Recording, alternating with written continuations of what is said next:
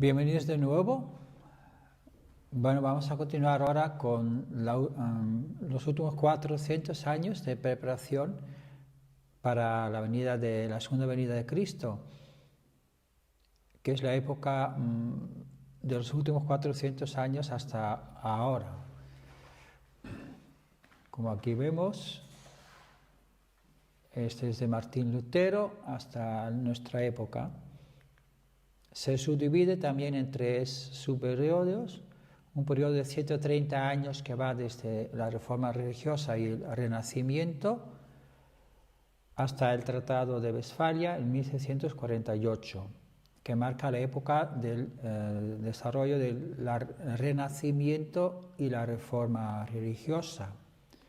Luego continúa con otros 120 años desde el Tratado de Westfalia hasta la Revolución Francesa en 1689, que es una época de conflicto entre filosofías y religiones. Y acaba con otro periodo de 130 años, desde la Revolución Francesa hasta el fin de la Primera Guerra Mundial en 1918, que es el desarrollo de la estructura política, economía y la ideología. Vamos a ver ahora más en detalle cada uno de estos subperiodos, cómo se han ido desenvolviendo. Vamos a ver primero el periodo de Renacimiento y Reforma Religiosa. El precedente era, como ya dijimos, que en la época medieval la idea era que los papas, los reyes, la iglesia y el poder terrenal deberían haberse unido como Caín y Abel para juntos crear el fundamento de fe y de sustancia. Y en esa época Dios podría haber enviado al Mesías si se hubiera dado esta unidad entre la iglesia, el papa y los reyes terrenales, el emperador cristiano. Sin embargo, esto no se va a dar y lo que va a ocurrir es que hay corrupción tanto de los reyes como también incluso finalmente del clero y del papado en sí. Entonces, debido a esta corrupción, al final la iglesia cristiana católica pues va a tener una gran autoridad, tanto iba pues a empezar a oprimir incluso a la gente, dibujando lo que tenían que creer y cómo tenían que vivir incluso. Y debido a esta secularización de la Iglesia católica, esta corrupción interna, pues la gente se sentía oprimida y quería liberarse. ¿Por qué? Porque tenemos una mente original. Fuimos creados para ser libres, independientes y cumplir nuestra propia parte de responsabilidad. Y por lo tanto, como estaba reprimido esta naturaleza original humana, pues de repente empezaron a surgir movimientos de rebelión, de revolución, para poder expresar el deseo de la naturaleza original. Esto fue fomentado por el fracaso de las cruzadas, que ya mermó mucho el poder de los reyes y de los políticos cristianos y del papado en sí, y representaba también un gran desgaste económico, pero la parte positiva fue que se trajeron muchos escritos de la antigua Grecia y se empezó a revivir el helenismo, el deseo en la gente de la edad moderna de poder realizar esos ideales humanistas que veían reflejados en Grecia. Pero por otra parte también hubo una reforma más interna, que es la forma religiosa, que iba de acuerdo a los dos tipos de naturaleza de la mente original humana, que es interna y externa. Por la parte externa, pues tenemos anhelo a la libertad, a ser independientes, por lo cual podemos ser responsables individualmente. La inteligencia y la razón, entender las cosas por nosotros mismos, que es desarrollar la ciencia y poner al ser humano en el centro. Eso se fue desarrollando una visión que llamamos de tipo Caín, y ese movimiento de revivir el helenismo conocido como el Renacimiento. Pero por otra parte hubo otro movimiento de otras personas que en cambio buscaban más un despertar interior, que se daban cuenta que la fe cristiana era muy, muy superficial y que en realidad no tenían, los que sabían leer entendían que no tenía nada que ver con la vida que reflejaba la misma Biblia, o cuando estudiaban la vida pues, de los primeros cristianos se daban cuenta que la fe que ellos tenían no estaban viviendo en aquel tiempo, se estaba viviendo. Por tanto, ellos buscaban más desarrollar la fe, la devoción, la vocación, la piedad, la espiritualidad y la verdadera religiosidad, la relación personal con Dios. Y eso se puede ver en general, genéricamente, con la visión de tipo Abel. Y los dos son necesarios. Cuando decimos Caín y Abel, no significa que uno es malo y el otro es bueno, sino que siempre se ve Caín y Abel como los dos aspectos que se tienen que unir y que son complementarios. Necesitamos los dos aspectos. Así que aquí vemos algunas figuras de la época del Renacimiento muy, muy renombrados, como Leonardo da Vinci, Galileo Galilei, Johannes Gutenberg, que es inventor de la imprenta, y Francisco Bacon. Y luego algunas figuras reformistas claves, como Jan Hus, que apareció en Checoslovaquia, John Wycliffe de Inglaterra, Juan Calvino en Suiza y finalmente Martín Lutero, que fue alemán. Pero desgraciadamente la Iglesia, toda esta reforma que surgió con Martín Lutero y con los otros reformistas era para conseguir la reforma interna de la Iglesia católica, para que hubiese un cambio de rumbo y más espiritualidad en la Iglesia católica. Sin embargo, vamos a ver que esto no va a ser así. El clero no se va a arrepentir.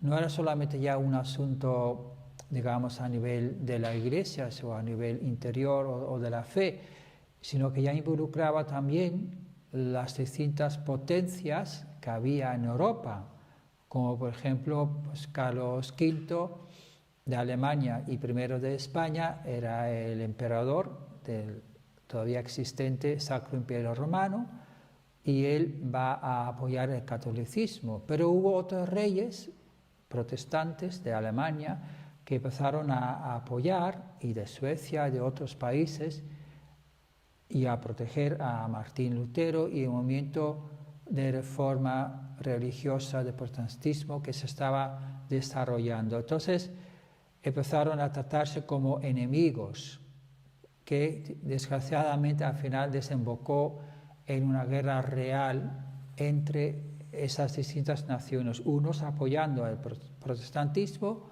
y otras naciones apoyando el catolicismo. Así que llegó a ser un conflicto internacional que desembocó en la guerra de 30 años, entre 1618 y 1648, que fue muy sangriento, que provocó mucho dolor, como cualquier guerra, muchas enfermedades, mucho desamparo. Finalmente se va a resolver esta guerra con un tratado de paz, el tratado en Westfalia, y como ya dijimos que era también una lucha política de distintas naciones, finalmente van a salir vencedores, seguramente los protestantes, y entonces los territorios de Alemania, Francia, España y Suiza se van a repartir, se van a definir más claramente, ya no como parte de un imperio, sino como naciones independientes unos de otros. Esto va a iniciar el siguiente periodo de 140 años de conflictos entre religiones y ideologías. Como ya hemos visto, se fue perfilando esta visión de tipo Caín, por un lado, y hubo muchos pensadores humanistas que empezaron a enfatizar, por una parte, el racionalismo, que la verdad se comprende por medio de la razón innata. O sea, todo tiene que ser razonable al pensamiento humano. Si algo ya no es razonable, pues no puede ser verdad. Por otra parte, hubo otra tendencia también en esta misma línea, pero que enfatizaba más en que la verdad tiene que ser comprobado a través de la experiencia directa, de la observación de los 5 sentidos del cuerpo físico, que era el empirismo. Pero los dos empezaron a rechazar cualquier tipo de revelaciones o experiencias místicas, todo lo que no sea visible materialmente, todo eso se consideraba como algo ridículo, algo irreal, algo de fantasía, de imaginación. Así que esto se fue perfilando aún más en la época de la Revolución Francesa con los doctores de la Ilustración y llegaron a desarrollar la doctrina ya del, materialismo, que solo lo material es lo real y todo lo demás se basa en la materia, que luego se fue perfilando ya en la época de Marx, Feuerbach y otros pensadores ya ateos, como el ateísmo o la unión del materialismo y el ateísmo, y la historia dialéctica que se conoció como la fuerza del comunismo. Por otra parte, a nivel interno hubo la reforma hebraísta que busca, como ya dijimos, la verdadera fe, y hubo otros grupos y otras personas importantes que buscaron desarrollar la fe auténtica y la espiritualidad. Entonces, a nivel político hubo un desarrollo desde el feudalismo, donde los señores controlaban todo, a la monarquía absoluta, donde el rey centralizó todos los poderes en él mismo y él decía todo. Y luego, finalmente, apareció la democracia, donde se puso, el enfoque en los ciudadanos. Hubo todos tipos de revoluciones, la Revolución Francesa de Caín, que desembocó finalmente en el comunismo. Y luego hubo otra revolución más interna de tipo Abel, en Inglaterra y Estados Unidos, basado en grandes figuras cristianas, que formó la democracia tipo Abel que tenemos ahora en Occidente.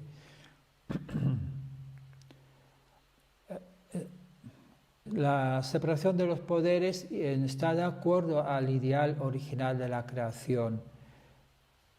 Los distintos poderes, el poder legislativo, judicial y ejecutivo, deben funcionar como los pulmones, el corazón y el estómago, y los bancos como el hígado. Esa sería un poco la estructura en el mundo ideal que estaría de acuerdo a cómo funciona nuestro cuerpo.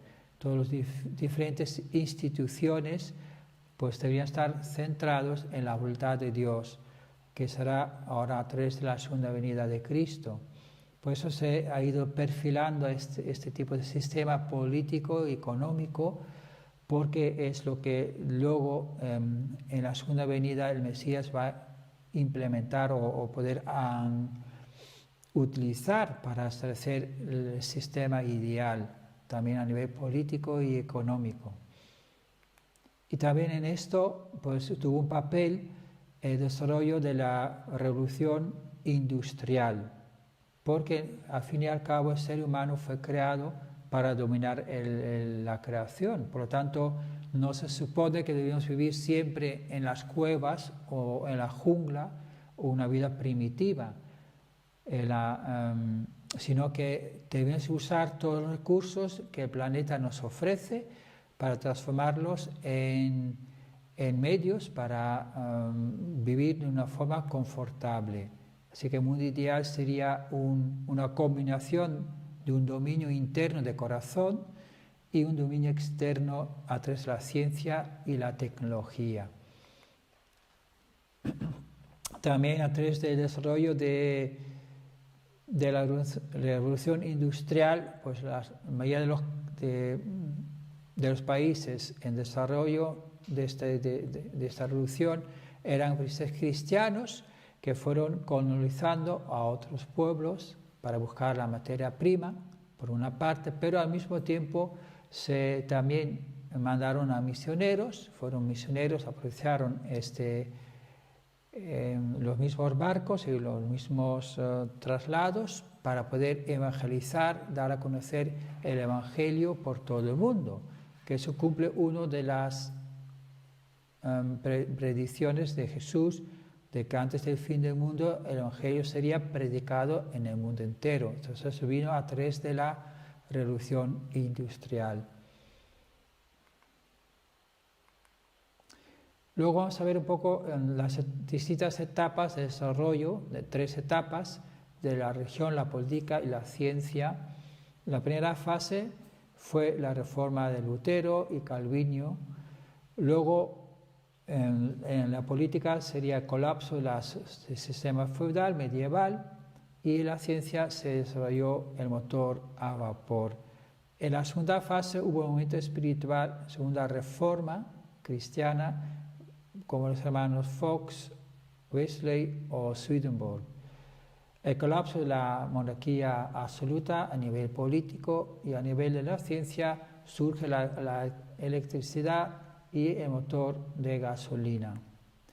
Y luego la tercera fase, pues que es en nuestra época, de haber la unificación de todas las religiones, de aparecer a nivel político la estructura ideal política de la creación original, y en la ciencia es el uso de la energía nuclear y de la fusión.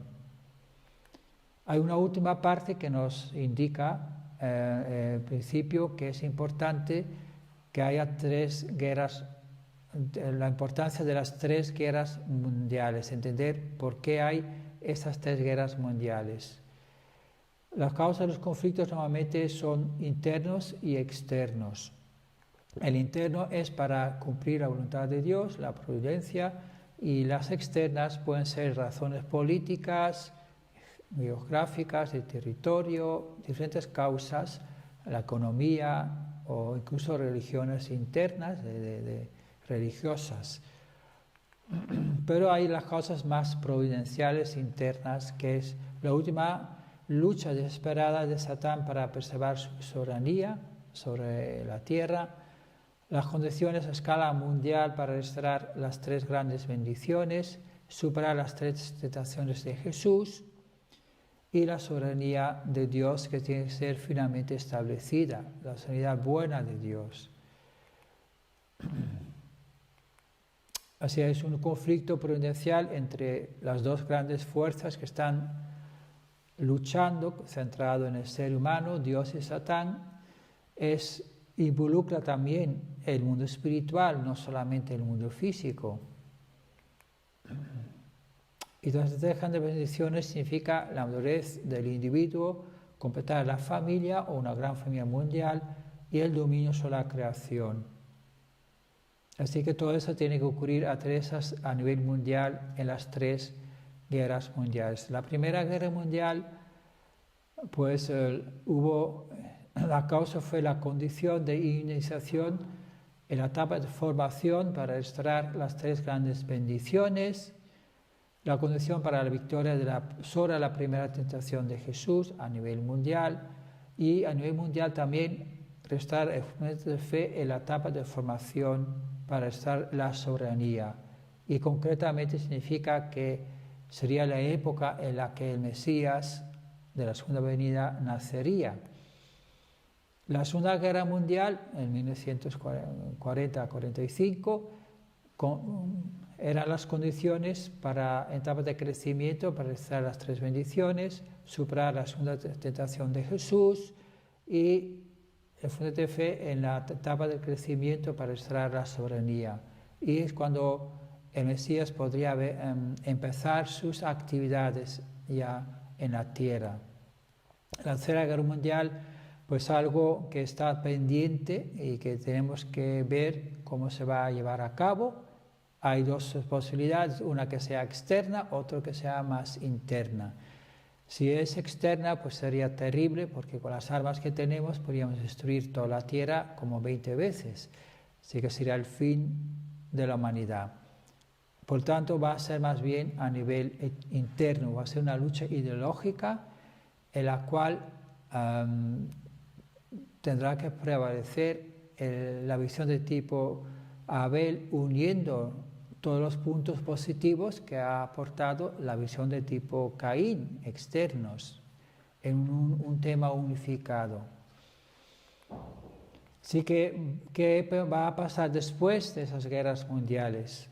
Pues Caín y Abel tenían que haberse unido para formar el fundamento de fe y de sustancia para la venida del Mesías. No lo consiguieron cuando Caín mató a Abel, y por lo tanto eso fue trasladado a nivel familiar, del clan, de nación y del mundo, formando las tres guerras mundiales a nivel mundial. Así que si somos victoriosos, pues vamos a poder recibir a los verdaderos padres, a la segunda venida, y podemos restaurar nuestra relación original con Dios como nuestro Padre, nuestra Madre Celestial, y juntos podemos con los verdaderos padres, con el Mesías, construir el reino de los cielos esperado.